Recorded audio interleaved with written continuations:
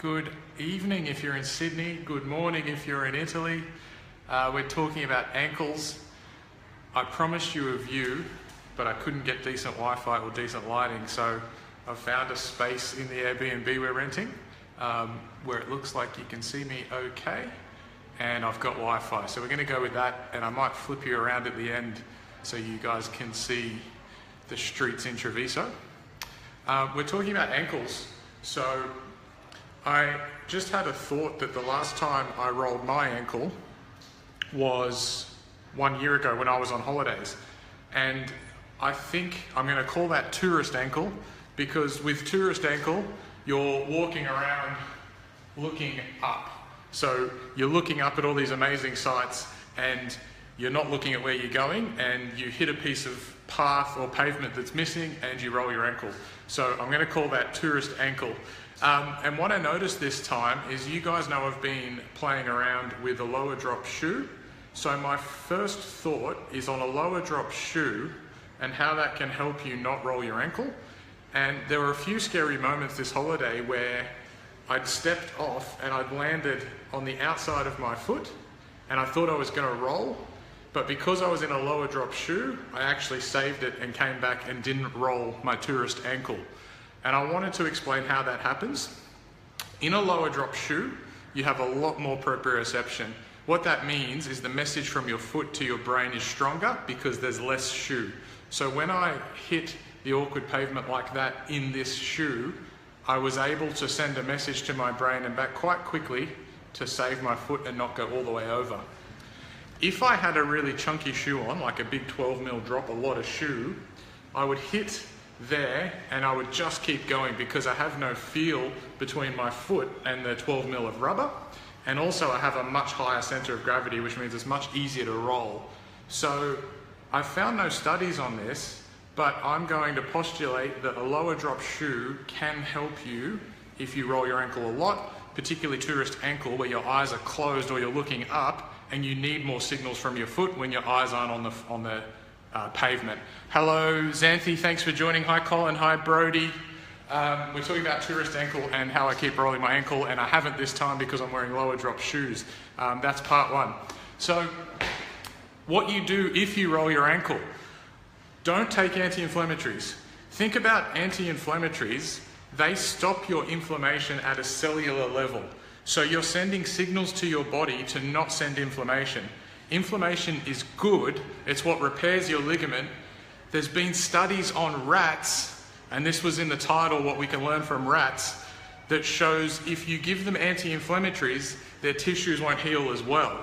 And this is what we see clinically. Hey Mike, how you going, mate?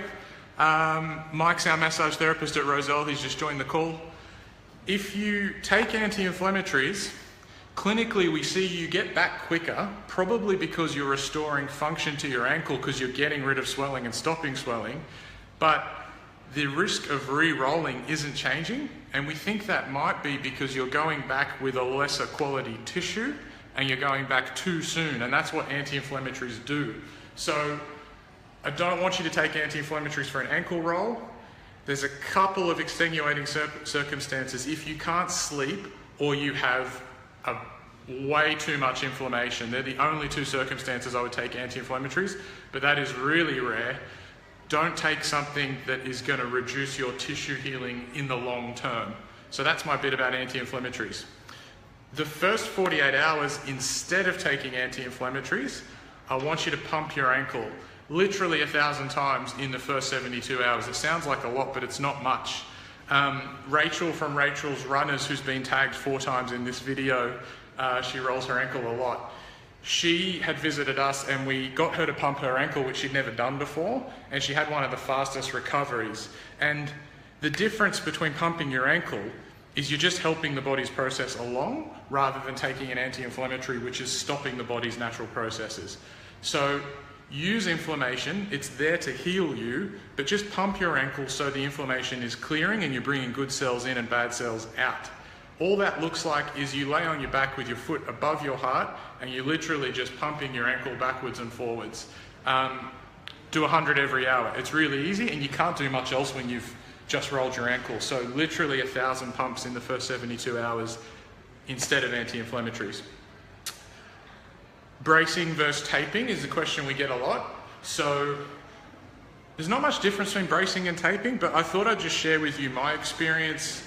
I roll my ankle a lot, or I used to, and I would roll it once or twice a month, and I would roll it just walking down the street on the edge of the pavement and the grass. And then I played soccer and I kept rolling it at soccer. So we finally made the decision to brace it for soccer season, so I would stop rolling it. And I don't mind you using a brace for those purposes. If you play soccer, football, multi-directional sports, or trail running, I don't mind if you wear a brace for that or tape for that until you've done a good 3 to 6 months of rehab. And it wasn't until I used that combination that I stopped rolling my ankle. And I probably had 2 years where I didn't roll my ankle until last year when I was on holidays. And this time I've almost gone to roll my ankle a few times, but I think the lower drop shoe has saved me.